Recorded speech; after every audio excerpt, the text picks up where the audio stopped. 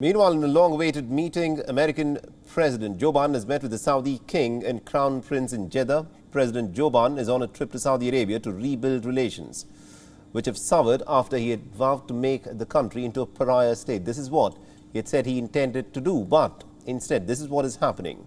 He exchanged a fist bump and also shook hands with the kingdom's de facto ruler, Crown Prince Mohammed bin Salman.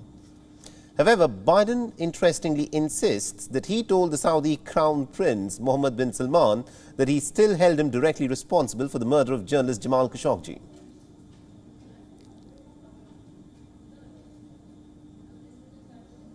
Finally, we discussed human rights and the need for political reform. As always, as I always do, I made clear that the topic was vitally important to me and to the United States. With respect to the murder of Khashoggi, I raised it at the top of the meeting, making it clear what I thought of it at the time and what I think of it now. And it was I was straightforward and direct in discussing it. I made my view crystal clear. I said very straightforwardly, for an American president to be silent on an issue of human rights, is this inconsistent with who we are and who I am? I'll always stand up for our values. Saudi officials deny Prince Mohammed's involvement and say that Khashoggi's death was a result of a rogue operation. Now, the president has said that they also discussed energy and that he expects to see further steps from Saudi Arabia, a major oil producer, on energy in the coming weeks. A joint statement was also released by both countries agreeing upon certain energy and security agreements, including to bring stability to the global energy markets and to stop Iran from acquiring a nuclear weapon.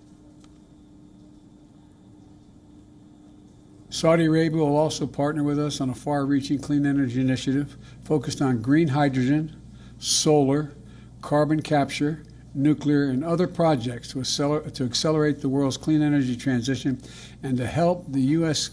clean energy industry set global standards.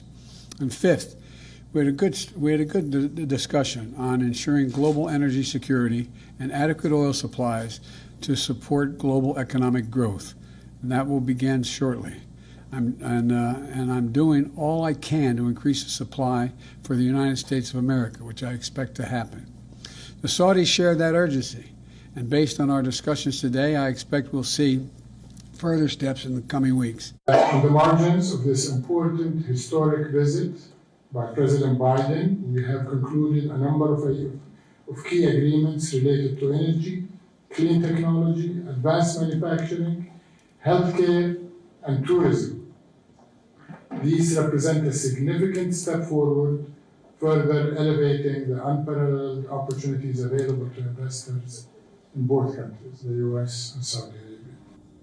In addition to agreeing to bring stability to the global energy markets, the United States of America and Saudi Arabia have agreed on the importance of stopping Iran from acquiring a nuclear weapon.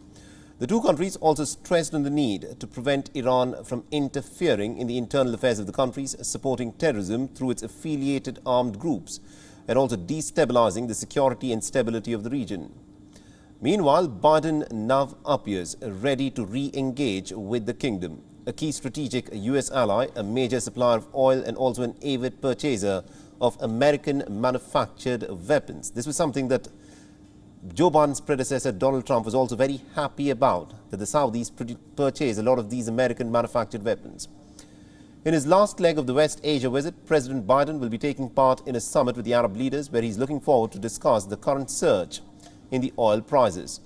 Washington wants the world's largest crude exporter to open the floodgates to try and bring down the soaring oil prices, which threatens the chances of the Democrats in the midterm elections that are slated to be held in November later this year. WION is now available in your country. Download the app now and get all the news on the move.